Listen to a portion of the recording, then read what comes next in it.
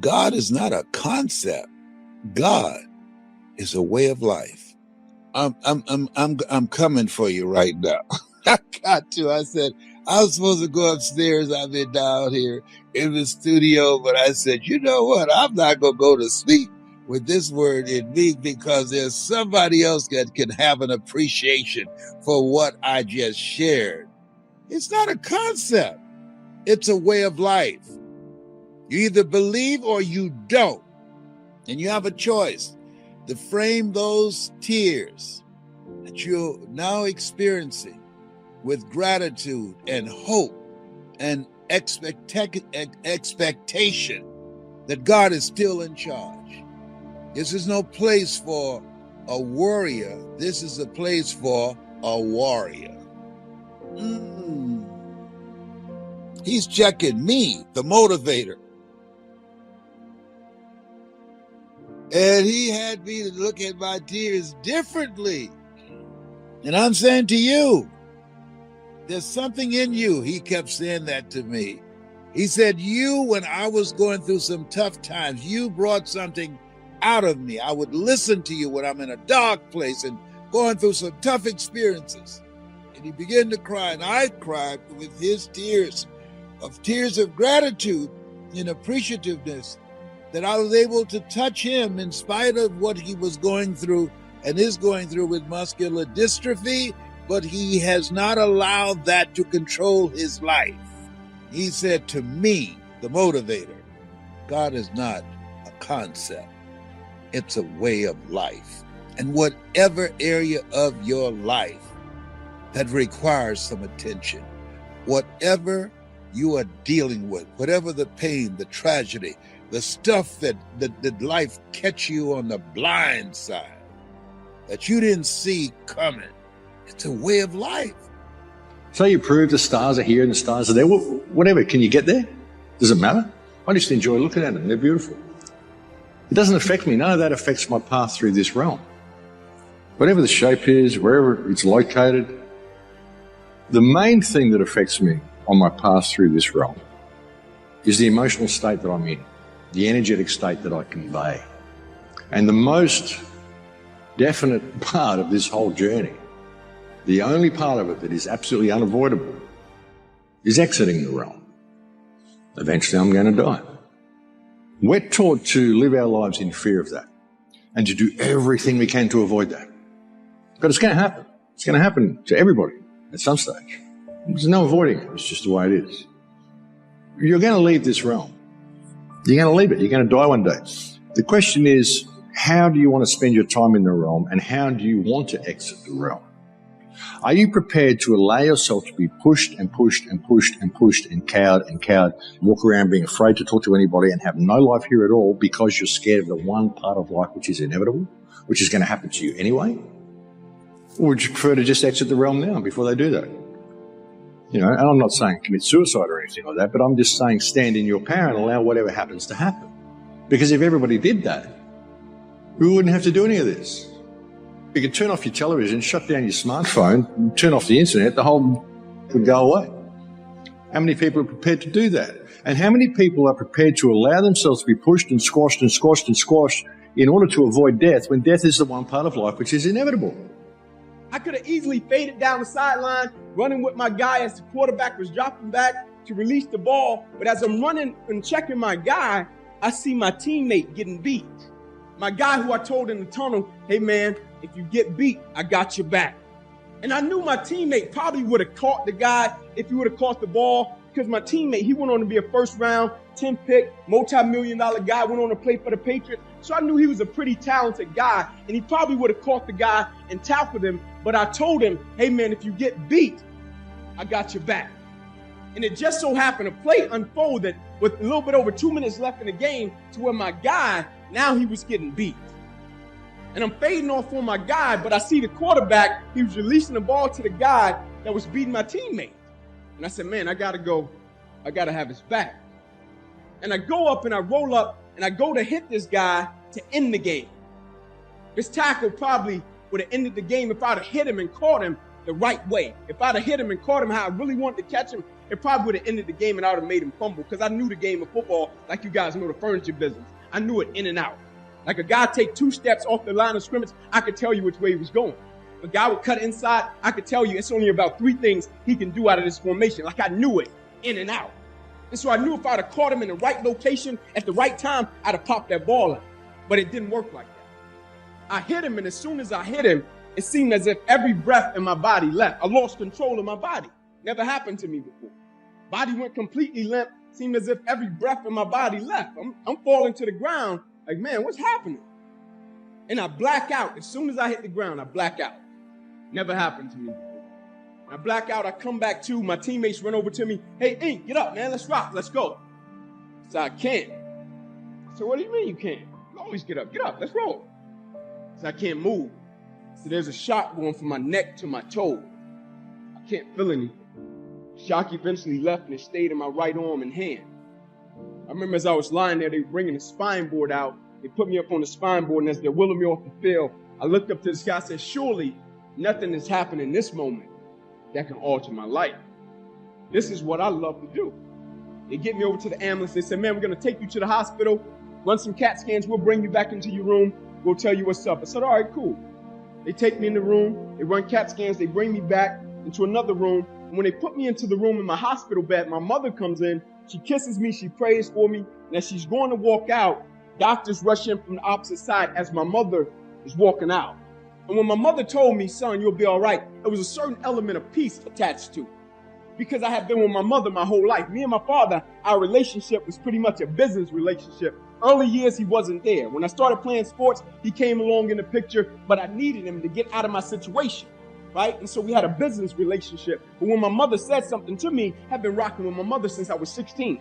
Had missed meals with my mother since she was 16, And so when she said it would be okay, I was like, all right, cool. And as she's going to walk out, doctors running in, they said, hey guys, get in here. We got to rush him back to surgery. He's about to die. I said, it's a new ball game. Like I was a part of the football game, but this is a new game. I said, die? I said, yeah, man, you busted up subclavian artery in your chest. You're bleeding internally. Got to rush you back, take that main vein out of your left leg, plug it into your chest in order to save your life. We don't have much time. Next morning, I wake up from recovery. He said, Inky, I got some good news and some bad news. Good news, we saved your life. I said, thank you. Bad news is you got nerve damage in your right shoulder. I said, all right, cool. So we got to send you up to the Mayo Clinic, Rochester, Minnesota. I said, all right, cool. He said, but the problem is, you know that dream of going to the NFL? I said, yes, sir. I'm close. He said, strong possibility you probably can never play the game of football another day in your life. I said, no way. I said, I don't know if you know how hard I work for this. Like, I don't know if you know, I've been working since I was 7 years old. Like, I didn't start out playing football saying, man, I just want to go to the NFL to make it. Yeah, I wanted to go to the NFL to take care of my family, give back to my community. But the way in which I started playing the game, I started playing in the street, and I would be bloody. My mother didn't even sign me up to play. The first white guy I ever met in my life signed me up to play football. A guy riding down the street in a blue pickup truck. Never forget it. My guy, love him to death. Pulling down the street in a blue pickup truck, pulls on the curb, steps out of his truck, walks up in the middle of our game. I'm standing there bloody, tackling football in the street. Guy walks up, Trey Hurst, never forget it. My uncle's on the corner, they're drug dealers. In prison right now. They take off running. My Uncle Bobo serving 40 years in a federal penitentiary. He looks back, he said, Inky, don't talk to him. He thinking the guy's the cop. Coach Trey, nicest guy in the world. Walks up, he said, man, would you kids like to play football on grass? I said, man, I would love that. He said, go in the house and get one of your guardians. I ran in the house. My Uncle JJ had married into the family. I said, hey, Unc, man, it's a guy outside. Will you please come and talk to him? Uncle said, sure. Uncle comes outside. Coach Trey said, listen. He said, I don't even supposed to be over. He said, I brought a kid home. His mom asked me, could I bring him home? I brought him home. He said, I rode down the street. I see these kids playing football in the street. They're bloody. He said, you could bring them across town. I got a lead. Y'all can sign them up. I think it'll be a great opportunity for them. Uncle said, sir, we greatly appreciate it. Hate to tell you, we don't have the money. And I'm standing in front of him because I really want to play. He said, I hate to tell you, but his mother said she definitely doesn't have the money. She's at work at Wendy's right now. I'll never forget that coach looked at my uncle. He said, I tell you what. He said, y'all bring him to the park. So here's the address. He said, not only will I sign that kid up, I'll sign every kid in this street up. They brought us to the park the next day. He signed every last one of us up, and it changed the trajectory of my life. Yo, the second person I saw in the hospital after they saved my life, that coach that signed me up to play ball when I was 7 years old, crying on my mother's shoulder. Yo, the person my mother called on Christmas when me and my family got robbed, they put a 9mm and a 45 in my face when I was 15 years old. That coach that signed me up to play ball when I was 7 years old. And so what I was telling the doctor was, Doc, I got to give some people a return on their investment. Like, this can't stop right now.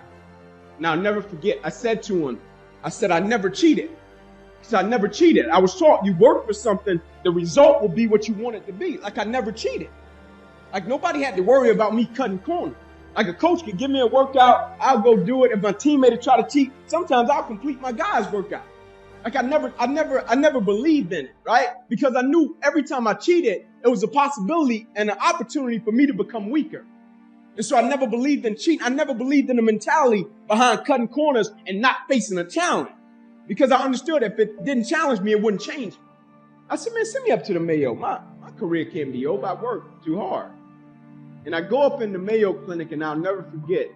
I walk in the room, and there's 3 doctors. And they come in and they say, hey, Ink, here's the deal. We're going to cut to the chase. They said, you have torn all the nerves in your brachial plexus. I said, what's that?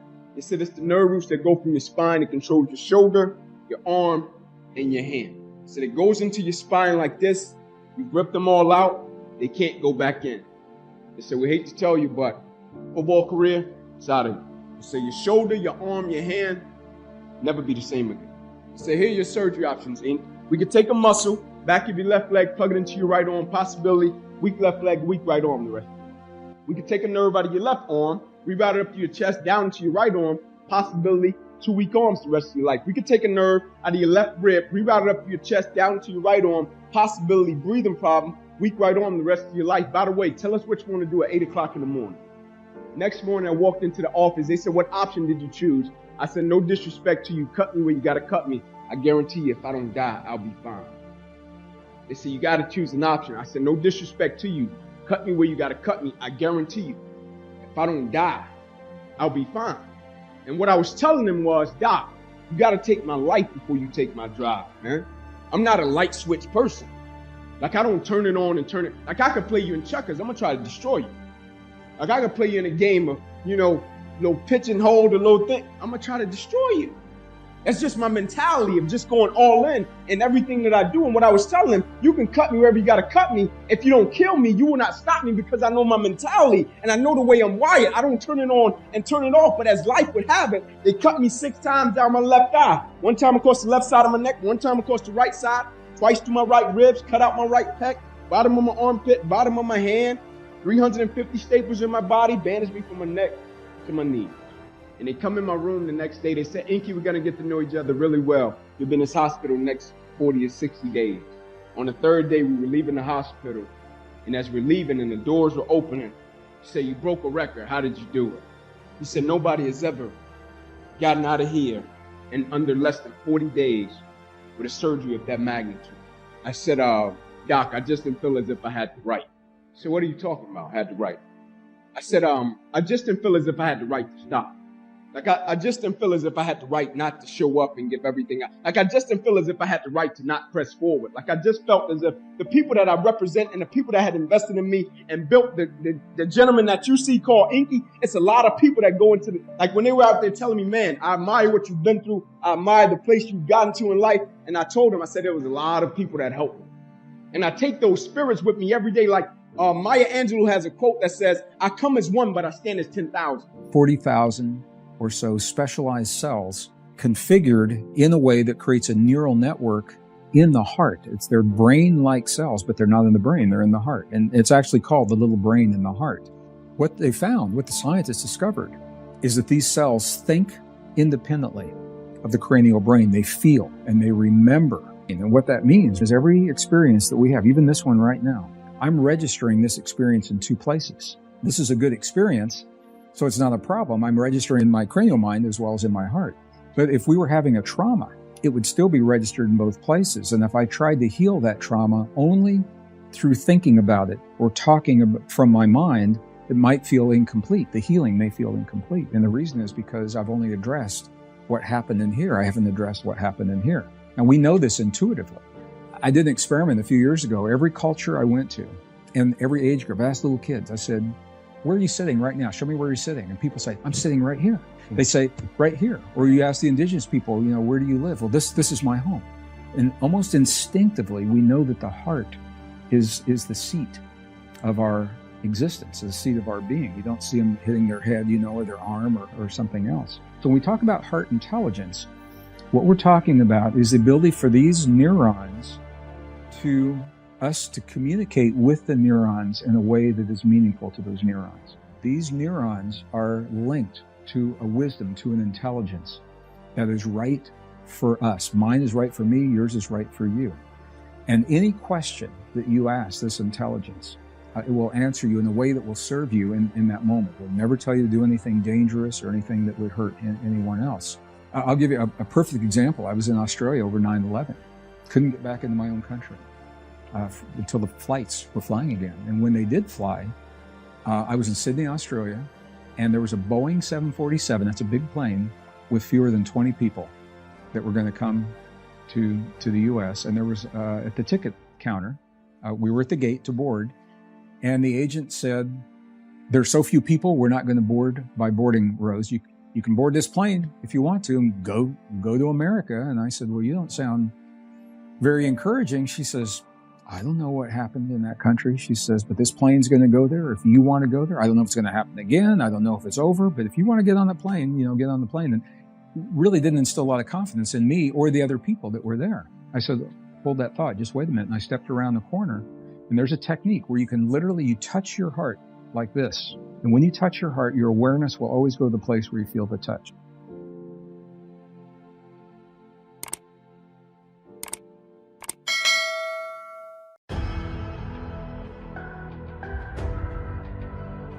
When you get to the point where all you want to do is be successful, as bad as you want to breathe, then you'll be successful.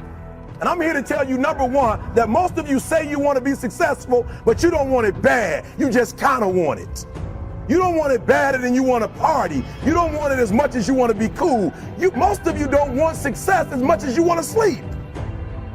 Some of you love sleep more than you love success. And I'm here to tell you today, if you're going to be successful, you've got to be willing to give up sleep. Sometimes we have to ask ourselves, what's using my life? Heard a guy give a lecture one time that says, we are today what we were when. And he was talking about the fact that we, to a great extent, behave, think, react because of some previous experience that we've had.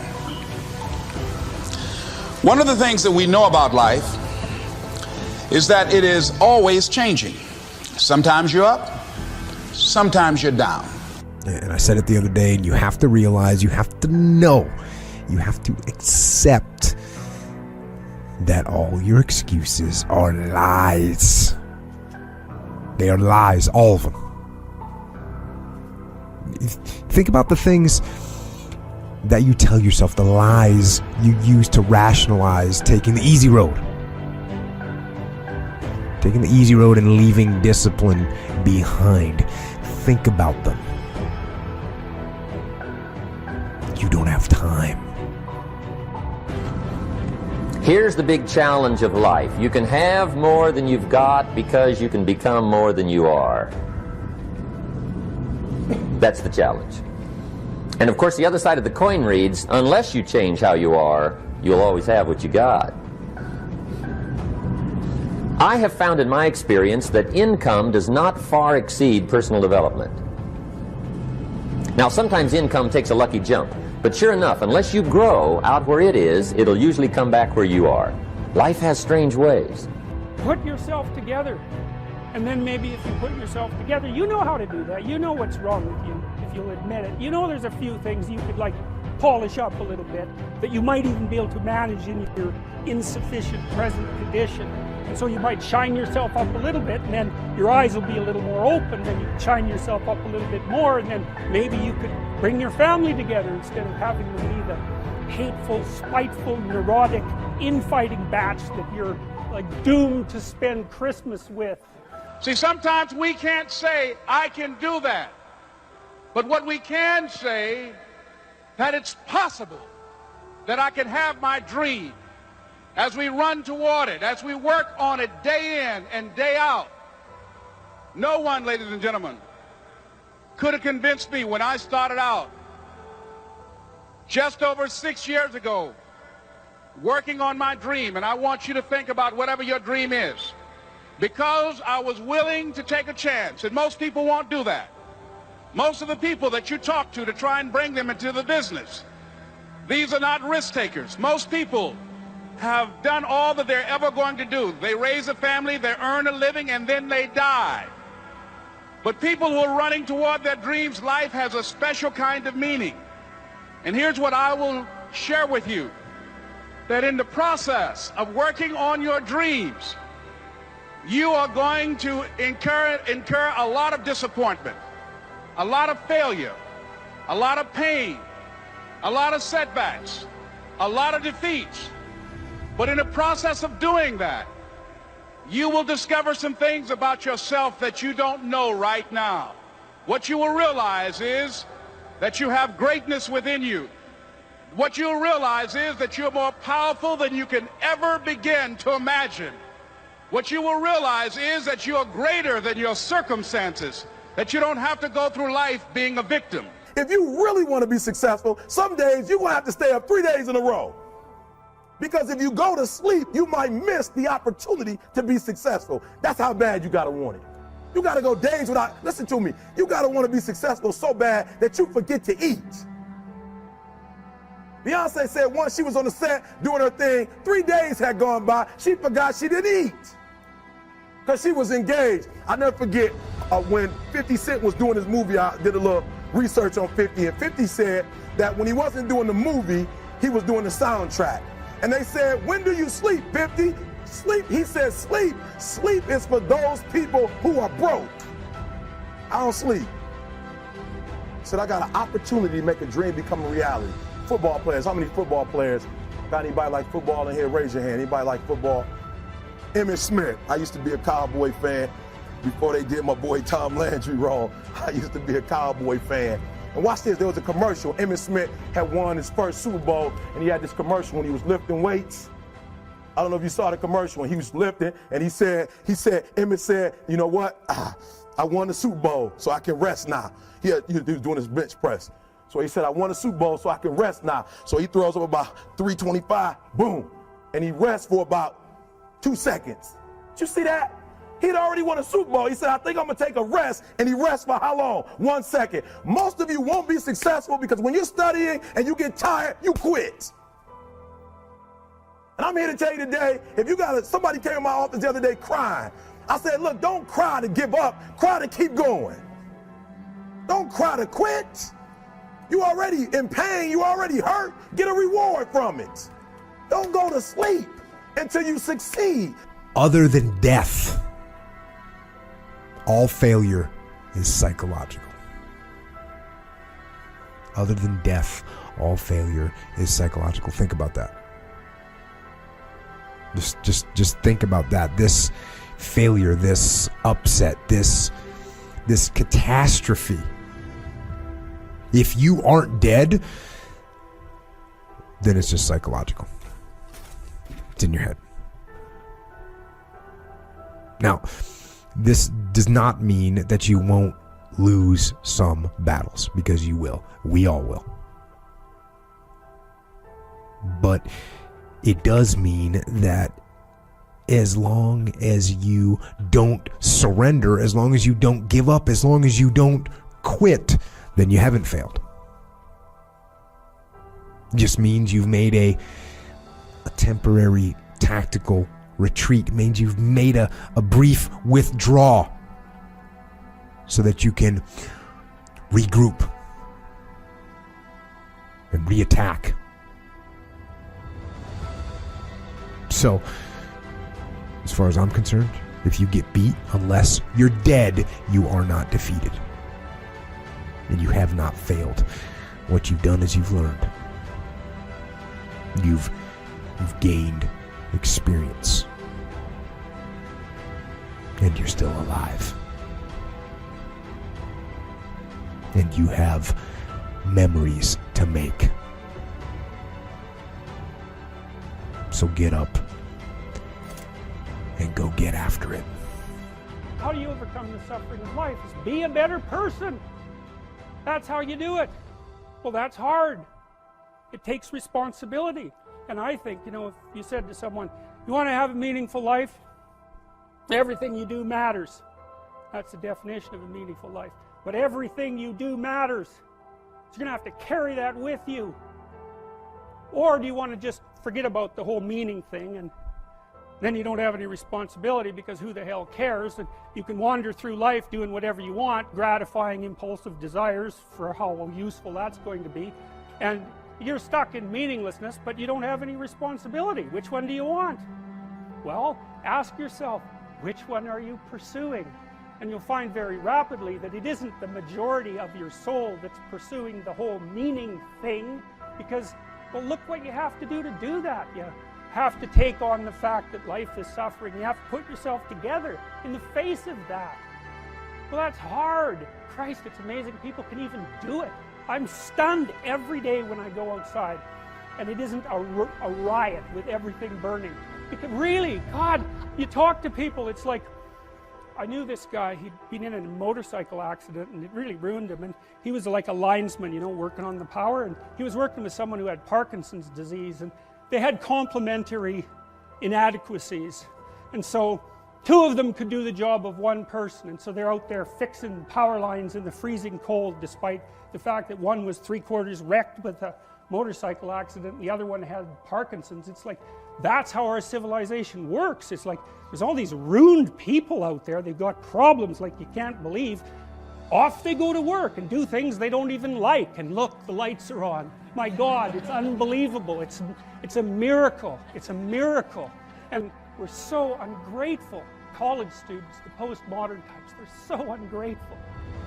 They don't know that they're surrounded by just a bloody miracle. It's a miracle that all this stuff works.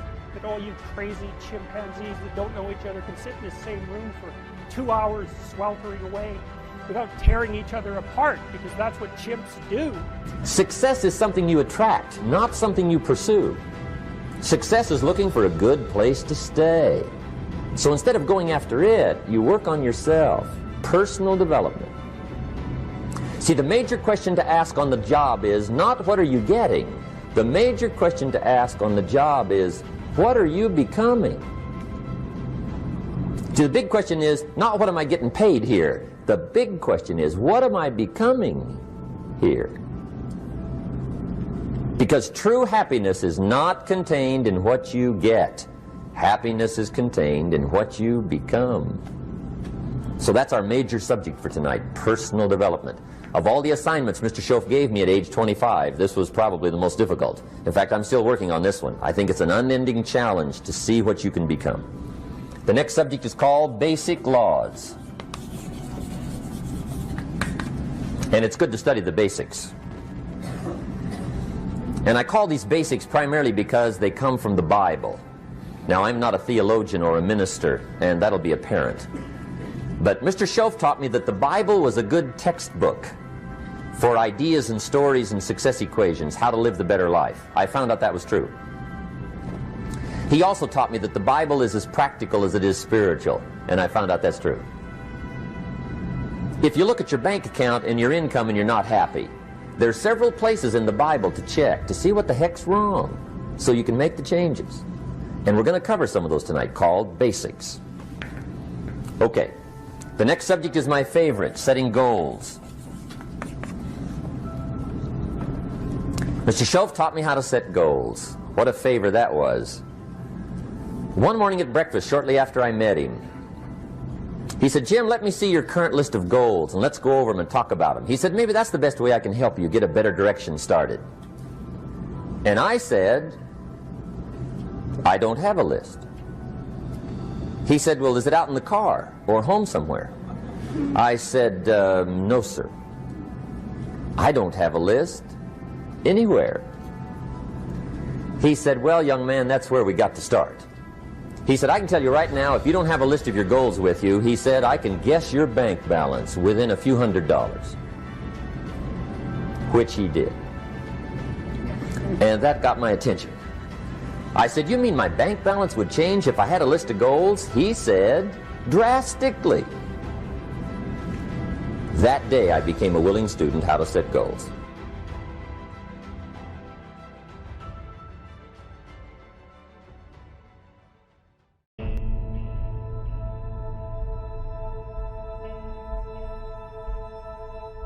Every decision that you make has consequences, even the smallest decisions. Consequences are more important than decisions. Don't ever make a decision more important than the consequence, because decisions give birth to consequences. People normally say if you make a decision, you got to live with it. That is not true. You live with the consequences.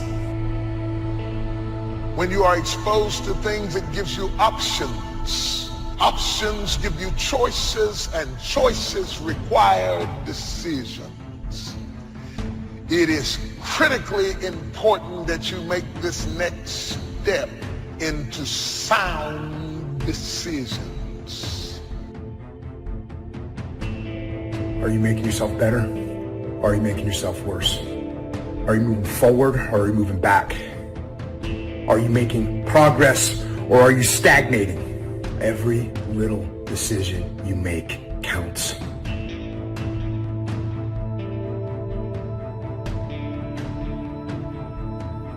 Some people are afraid to make decisions. They just contemplate the options for years and miss the opportunity to change their life because they miss the time factor that is involved in making a great decision.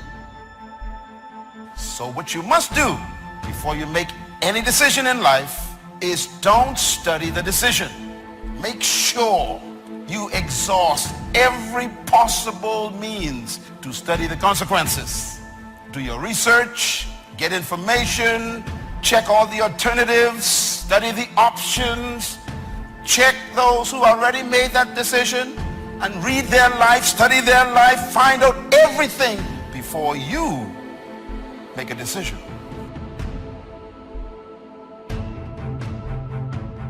Deciding to decide, to act, is a major, major challenge for all of us.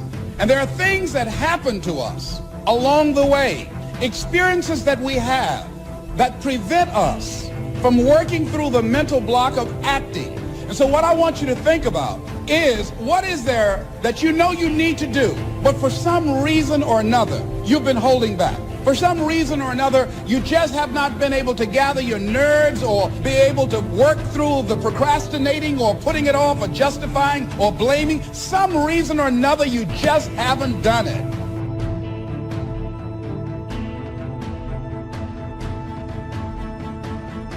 Do you know where to hide when discouragement comes flying past your head? Or do you run to the same enemy that is attacking you in an effort to hide?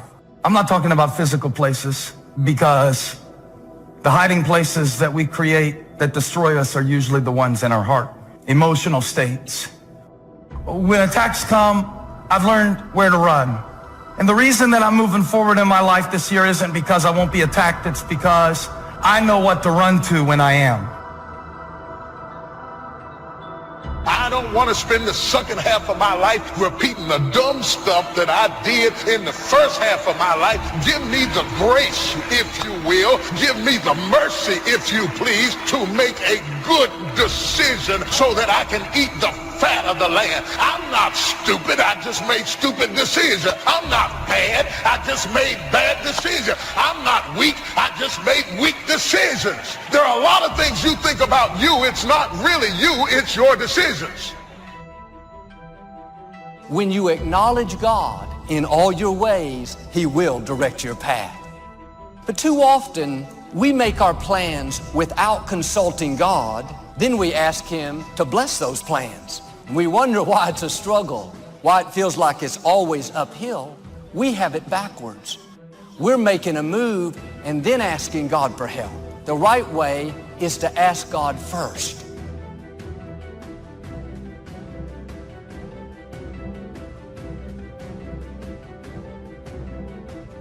Some people don't want to be for you, and that's okay.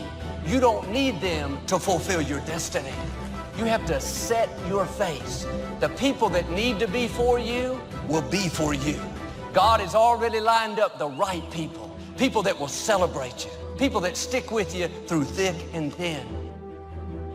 A lot of people never try anything differently because they have been convinced by people in their lives that they value that they can't do it.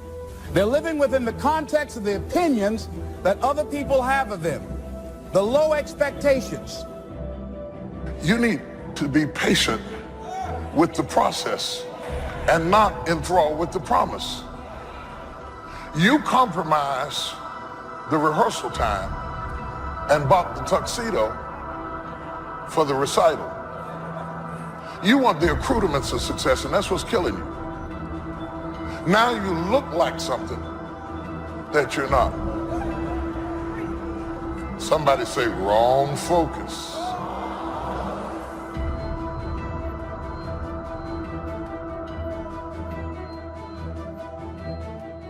Many people doubt themselves because when they thought about doing something at some critical point in their lives, somebody they respected and honored, somebody they believed in, somebody that they loved, someone they trusted said, you can't do that. Most of the people who really ain't got it, they go out of their way to try and show people that they have it. The more you go out of your way to show me that you have it, you're confirming to me that you really don't got it. Because it's perception versus reality. Because you pulling up to the club in the nicest car don't mean you actually got gas money. As you begin to look at your emotional, your spiritual, and intellectual development, how many books did you read? How many classes did you take to begin to develop yourself professionally, to improve your craft or your skill? How many new things did you learn? Just take some personal inventory, just thinking. Beginning to know yourself. What are the things about your past that has influenced you right now?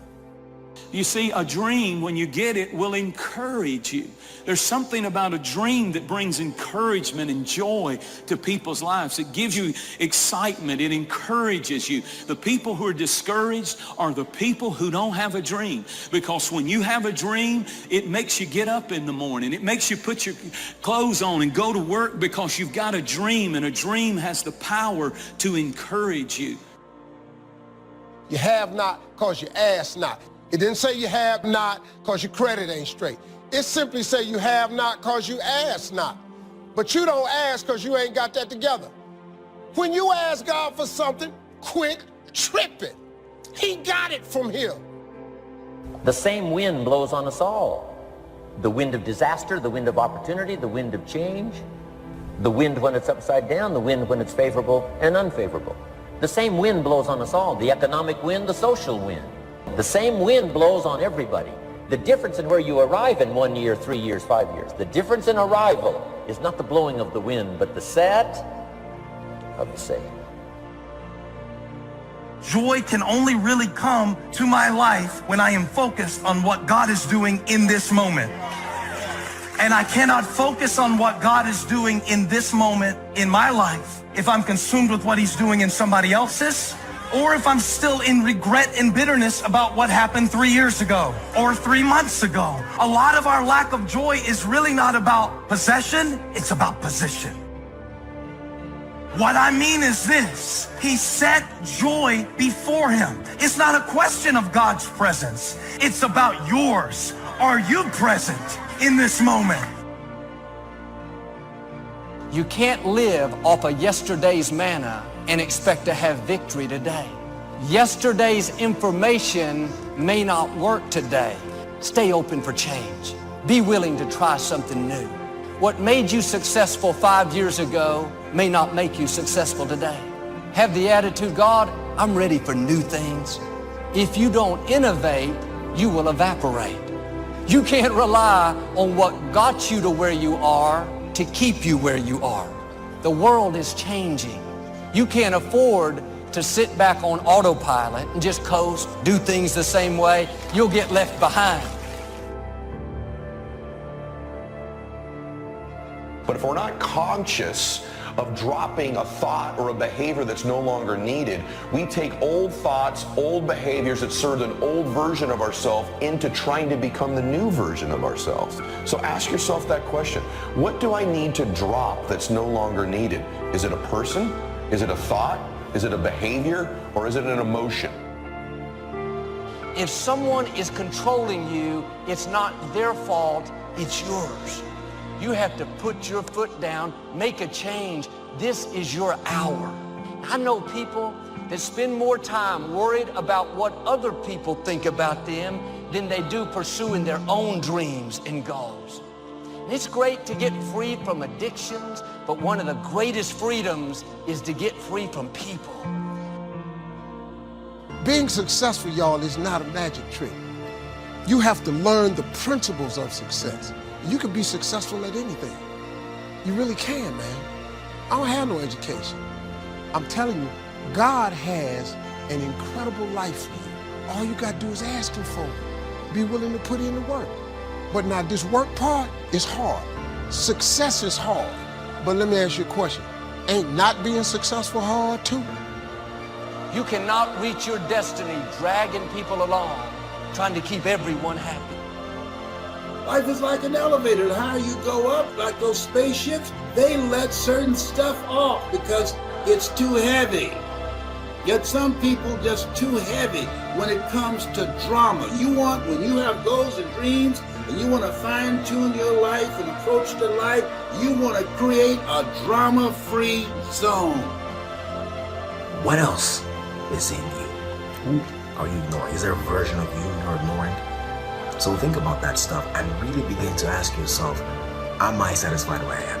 And start listening to that voice inside of you saying, hey, listen, it's whispering right now, but it's calling you. It's saying there's something more. There's something else. There's something else you can get. Deciding to keep your word.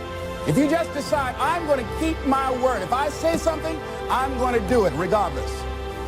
Being more considerate, more disciplined, being more adventurous. Find something that you can look at your life that you say, hey, I know I've got a problem in this area, being late. I need to take care of that. Procrastinating, I need to deal with that. For things to change, you have to change. I was hoping the government would change and taxes would change. I wished for everything to change. And my teacher said, no, Mr. Owen, for things to change for you, you have to change. Don't wish it was easier, wish you were better. Don't wish it was easier, wish you were better. And here's the big one. Don't wish for less problems, wish for more skills. You simply need more skills. Stop telling the old story. Here's the truth. Nobody cares. No one cares if you've had a setback. No one cares if you had a victory. And none of those failures, none of those setbacks, none of those victories, and that old character you keep playing is the very thing that will prevent you from becoming this new version of you. Not taking care of business, being seriously not serious. Creating an imbalance in my life where I'm spending more time looking at television or having social fun and not spending enough time working on me. See, most people, ladies and gentlemen, spend more time working on their jobs than they spend working on themselves. It's a story if you're stuck. It's an old story you're telling with an old character that was last year's version, last decade's version. Who's the new character? What's the new script? What's the new story?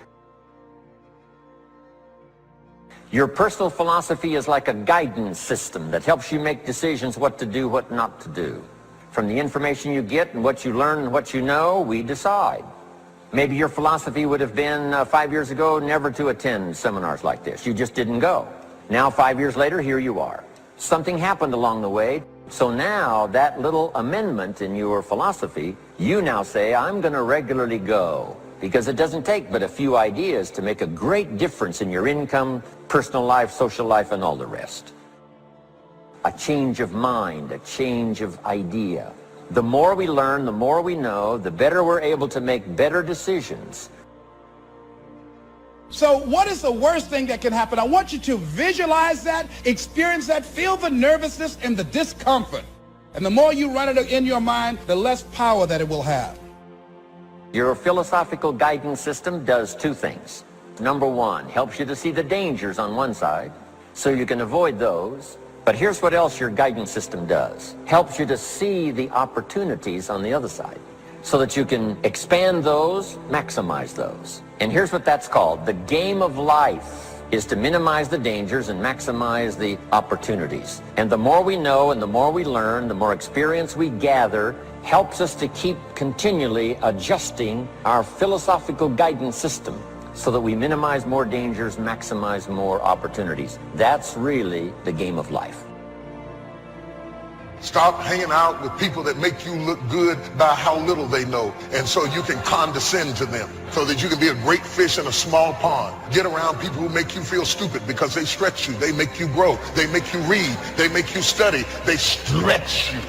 They expose you to great information, then you can make great decisions.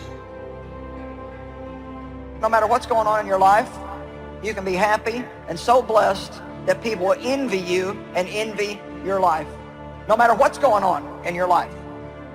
Now that blessing is attached to a moral excellence or a virtue of soul called the poor in spirit, which really means the humble-minded, those who are totally dependent on God, and those who don't think that they're better than other people.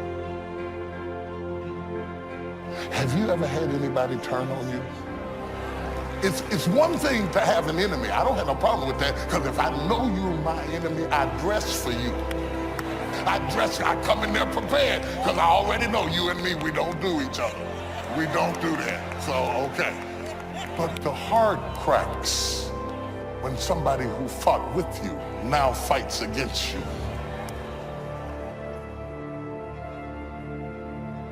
The future is actually the place where there is threat. And it's always going to be there. So what do? You make sacrifices in the present so that the future is better. Everyone does that. That's what you're doing right now. That's what you're doing here. It's amazing. You can bargain with reality. You can forestall gratification now. And it'll pay off at a place and time that doesn't even exist yet. Who would have believed that? It's like that's a miracle that occurs. Learn number one from your own experiences, learn number two from other people's experiences. If you want to live a dynamic life, multiplying your income, multiplying your future, be a good student. If a good idea comes your way, write it down, then ponder it, then perhaps go do it. Your philosophy comes from what you learn, comes from what you know, comes from other people's experiences. I want you to focus on what does it take when you look at your life. Very important to focus on the examples of other people of what it takes to live the kind of life that you desire. You want to make it in life? Perseverance is important, persistence is important, and you got to believe in you. And you got to trust God that things are going to work out. You can do goal setting with a pencil, but you have to do goal getting with your legs. And it's the action that separates us. The greatest gap in this world is the gap between knowing and doing. Knowing is goal setting. Doing, now that's goal achieving. You got to take action. This attitude is rarely found. Well, anyway, if you've been troubled by the old familiar human malady of running up too many roads and trying to run up more than one at a time, pick the one out of all of them which seems to offer the most promise, forget all the rest, and dig a deep, straight highway to your goal in life. You'll be amazed at how quickly it can be reached, and the time will pass anyway. A lot of people think that what's possible in their lives is strictly determined by where they came from and what happened to them. No, you have no idea how far you can go, how far you can stretch, how far you can reach. So you got to take that thing and hold on to that and figure out, well, how can I apply this into my life? If I take this might be the day mentality that everything comes together for me. You don't know what's possible in your life. You have no idea how far you can reach, how far you can stretch. You have no idea. The happiest people on earth are those who are emotionally involved in what they're doing. This calm, cool, collected bit is all right for cows, camels, and turtles, but it'll never produce a great sermon, symphony, business, piece of architecture, painting, marriage, or the miracle of a child. When you lose the excitement and heightened feeling of emotion in what you're doing, you'd best look around for something else. Humans have an unreal capacity to get great at things, even if they don't have a natural talent for it, if they're immersed in it, and to learn something and acquire a ton of knowledge in a short period of time as well. Society is conspiring all the time in our culture to completely distract you so you never win. And they get these different things on television and our phones and in our lives to just get us distracted so we never get obsessed. We never get laser focused for an extended period of time. People without vision perish, and they die in a life of mediocrity. They die with their dreams still in them. They die living a misplaced life, making the cemetery rich and Miles Monroe angry. So for me, my brain's saying, that's it, right there. Move as fast as a rocket, Mel. I wanted to change my life.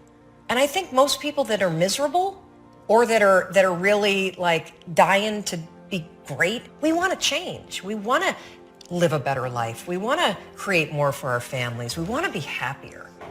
The desire is there. It's about how do you go from knowledge to action. If you do something often enough, a ratio will appear. Key phrase, if you do something often enough, a ratio will appear. It's amazing. In baseball, we call it batting average. If you talk to 10 people, one says yes. Now the ratio has begun. 1 out of 10. Here's something interesting about the law of averages. Once it starts, it tends to continue. I talk a lot about your instincts and inner wisdom. When you set goals, when you have an intention on something that you want to change about your life, your brain helps you. What it does is it opens up a checklist, and then your brain goes to work trying to remind you of that intention that you set. And it's really important to develop the skill of knowing how to hear that inner wisdom and that intention kicking in and leaning into it quickly. If you're in a negative vibration, the only thing you can attract to you is something negative. How do you change? Well, one good way is consciously pick the people you associate with. Pick with people who are winning. Go mix with them. Do what they do.